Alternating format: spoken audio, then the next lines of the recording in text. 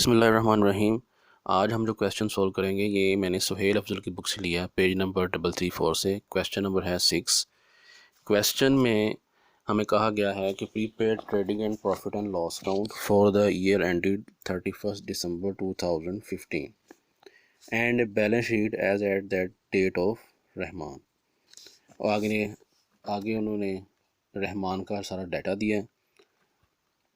दो कॉलम में डाटा दिया गया है, एक डेबिट साइड है, क्रेडिट साइड। जो डेबिट साइड है उसके अंदर एसेट्स और एक्सपेंसेस हैं, क्रेडिट साइड पे इनकम और लायबिलिटी हैं।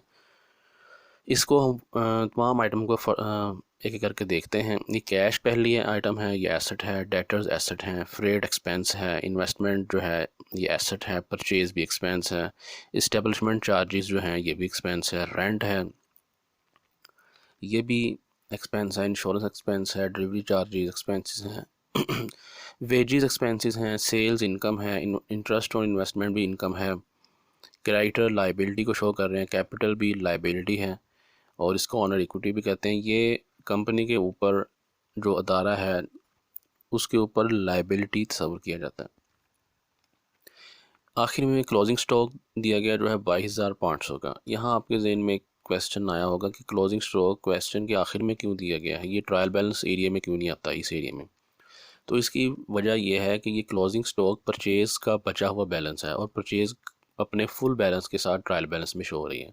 अगर 22,500 को ट्रायल बैलेंस में शो कर दिया जाए एसेट्स की तरफ, तो जो ट्रायल बैलेंस है वो टैली नहीं होगा, उसकी एक साइड बड़ी हो जाएगी, डेबिट साइड बड़ी हो जाएगी। ये महज एक इन्फॉर्मेशन के तौर पर दिया जाता है। इसके अलावा ओपनिंग स्टॉक होता है जो कि ट्रायल बैलेंस के शुरू में या ट्रायल बैलेंस के अंदर कहीं दिया जाता है, वो क्वेश्चन के आखिर में अलहदा से नहीं दिया जाता। आप जब क्वेश्चन को सॉल्व करेंगे तो आपके तमाम कॉन्सेप्ट बेहतर हो जाएंगे साहब। अब हम इसके सोल्यूशन की तरफ चलते हैं जी। अब हम क्वेश्चन के सोल्यूशन की तरफ बढ़ते हैं। पहली आइटम थी कैश। अब कैश जो है वो हमारा एसेट है, तो सबसे ऊपर इसको हम लिख देंगे कैश 12,750 रुपये। उसके बाद दूसरी आइटम थी डेटर्स, इसको इसी तरह फिल आउट कर लेना है। आगे चल के हम एडजस्टमेंट वाले क्वेश्चन भी करेंगे जिसमें काफ़ी एडजस्टमेंट होंगी, तो उससे आपके कॉन्सेप्ट जो है वो बेहतर होंगे।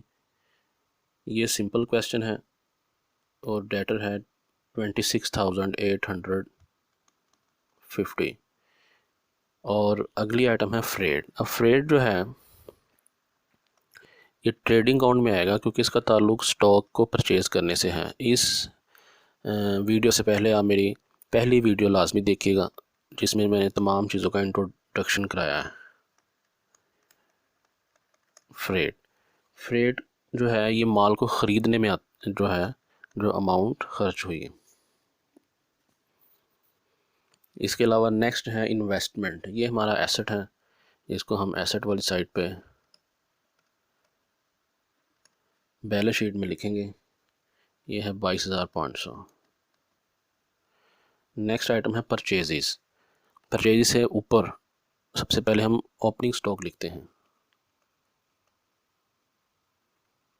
स्टॉक। अच्छा, इस क्वेश्चन में ओपनिंग स्टॉक की कोई फिगर नहीं दी गई, इसलिए उसको खाली छोड़ देंगे और परचेज़ की फ़िगर हम ले लेंगे 1,20,000। अच्छा, नेक्स्ट आइटम है इस्टेब्लिशमेंट चार्जेस, यानी जब कारोबार को इस्टेब्लिश किया गया तो उसके कुछ चार्जेस हैं, उसको हम simple profit and loss account में लिख लेंगे।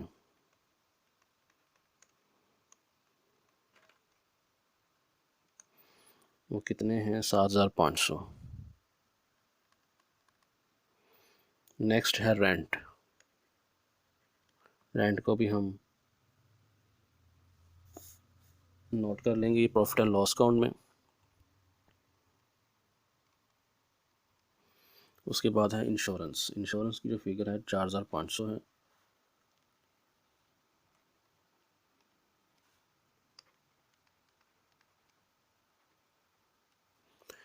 उसके बाद है डिलीवरी चार्जेस। डिलीवरी चार्जेस का ताल्लुक भी स्टॉक की परचेजिंग से नहीं है, तो इसको हम सब्र कर लें, कोई चीज़ डिलीवर की है या सेल्स इसका ताल्लुक है, तो हम इसको प्रॉफिट एंड लॉस अकाउंट की डेबिट तरफ लिख लेंगे।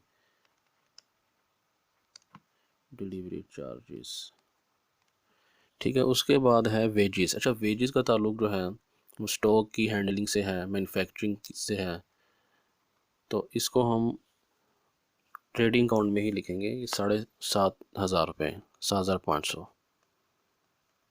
इसकी पेमेंट की गई है। फिर सेल्स आ गई। सेल्स ये हम ट्रेडिंग अकाउंट की क्रेडिट तरफ लिखेंगे। 1,88,100 ये सेल्स हैं, यानी वो इनकम जो हमारी मेन इनकम है, यानी वो एक्टिविटी है जिसके लिए बिज़नेस किया जाता है। सेल्स के बाद है इंटरेस्ट ऑन इन्वेस्टमेंट, यानी ये जो इन्वेस्टमेंट कर रखी है उस पर कोई प्रॉफिट मिला है, सूद मिला है, ये हमारी अदर इनकम है।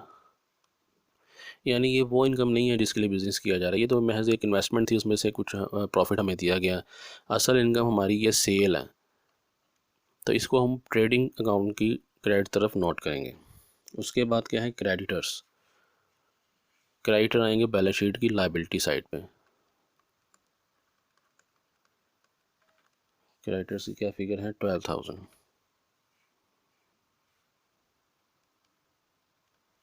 नीचे कैपिटल आ जाएगा। कैपिटल की जो अमाउंट है वो है 16,650। इसके अंदर प्रॉफिट ऐड किया जाएगा। ऊपर वाला जो है ये एरिया लायबिलिटी है, नीचे ओनर इक्विटीज़ का है, ये एसेट है, ये एसेट वाला कॉलम है। आखिरी चीज़ है स्टॉक, क्लोजिंग स्टॉक। इसको हम सेल्स के साथ नीचे लिख देंगे।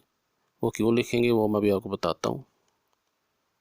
क्लोजिंग स्टॉक, और दूसरी एंट्री ये आएगी इधर बैलेंस शीट में,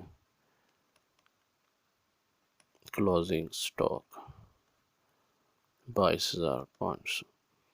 अच्छा, अब ये वो आइटम है क्लोजिंग स्टॉक जो अभी तक सेल नहीं हुई। अगर हम ये यहाँ नहीं लिखते क्लोजिंग स्टॉक को, तो इसका मतलब है कि 1,88,000 जो फिगर आई है ये तमाम बिक जाने वाली स्टॉक की है, और जो स्टॉक ख़रीदा गया था वो 1,20,000 का था, यानी दरमियानी हिस्सा हमारा ग्रॉस प्रॉफिट एक लिहाज से हमारा रेवेन्यू है।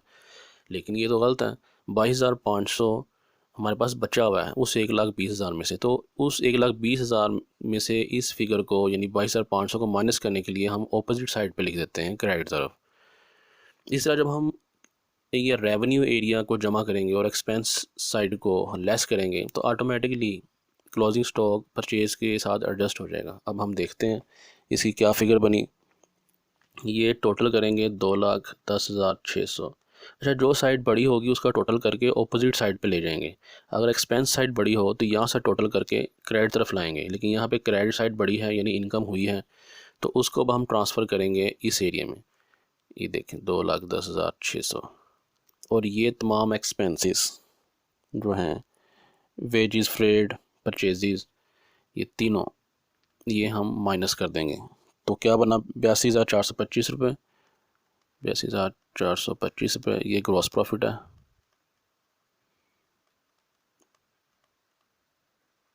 अच्छा, इस अमाउंट को हम इधर ले आएंगे इस एरिया में।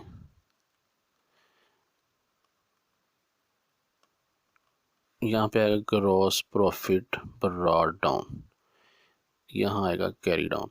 अच्छा, इसको नीचे इसलिए लाए हैं कि ये हमारा रेवेन्यू है, इसके अंदर मज़ीद 900 को जमा करेंगे और बाकी तमाम अखराजात भी इसमें से चूँकि माइनस करनी है, इसलिए हम इसको नीचे ट्रांसफ़र कर लिए। अच्छा, अब हम देखते हैं कि ये क्या टोटल बनता है। 83,325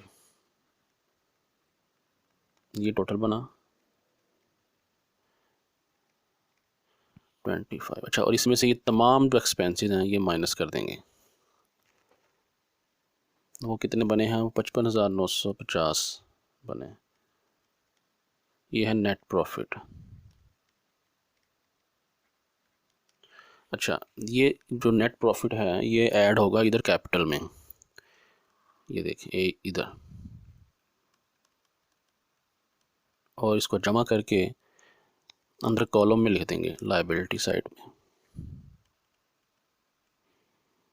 और इसका टोटल क्या बना बैलेंस शीट का, दोनों साइडों का टोटल होगा 84,600। और इसके बाद बैलेंस शीट की एसेट साइड का भी टोटल 12,750 और 26,850 और 2 दफ़ा 22,500। इसका टोटल भी वही बना 24,600। अच्छा, अब ये क्वेश्चन सॉल्व हो गया। ये सिंपल क्वेश्चन था। ये जो एरिया है, ये वाला एरिया, यहाँ पे डायरेक्ट एक्सपेंस आते हैं। डायरेक्ट, यहाँ पे जो एक्सपेंस आते हैं उसे डायरेक्ट एक्सपेंस कहते हैं। ये जो एरिया है, ये इनडायरेक्ट एक्सपेंस है। डायरेक्ट एक्सपेंस से मुराद ऐसे एक्सपेंस जो स्टॉक की हैंडलिंग, परचेजिंग के लिए इस्तेमाल होते हैं। और इनडायरेक्ट एक्सपेंस से मुराद ऐसे एक्सपेंस जो स्टॉक को सेल्स वगैरह करने के लिए सेल्स डिपार्टमेंट के ऑफिस के किराए, बिजली के बिल और उनके लिए जो अखराजात आते हैं। ये एरिया हमारा डायरेक्ट इनकम का है। मैं पहले बताया मैंने कि ये वो एरिया है, यहाँ पे वो सेल आएगी जिसके लिए हम बिज़नेस करते हैं, जो हमारा मेन पर्पज़ है। मेन पर्पज़ मतलब हम कोई चीज़ बेचते हैं तो उसके अगेंस्ट हमें सेल होती है। लेकिन ये इनडायरेक्ट इनकम का एरिया है। इनडायरेक्ट इनकम मतलब यहाँ पे वो इनकम आएगी जिसका ताल्लुक हमारे कारोबार से नहीं है।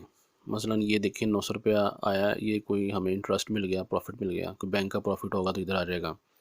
इसके अलावा यहाँ पे जो चीज़ें आएंगी वो कोई अदर इनकम, जैसे कोई आपने रद्दी बेची है, गारबेज, कोई वेस्ट मटेरियल बेचा है, तो वो इधर आ जाएगा क्योंकि इनकम तो हुई ना। लेकिन वो हमारा चूँकि मेन बिजनेस नहीं था, इसलिए हमने ऊपर लिखने के बजाय नीचे लिखेंगे अदर इनकम की तरह। ये एरिया जो हम है हमारा लाइबिलिटी वाला एरिया है ये, और ये एसेट है। तो अब हम नेक्स्ट वीडियो में अगले सवाल कुछ सॉल्व करेंगे। तब तक के लिए इजाज़त दीजिए। शुक्रिया। मेरे चैनल को सब्सक्राइब लाजमी कीजिए।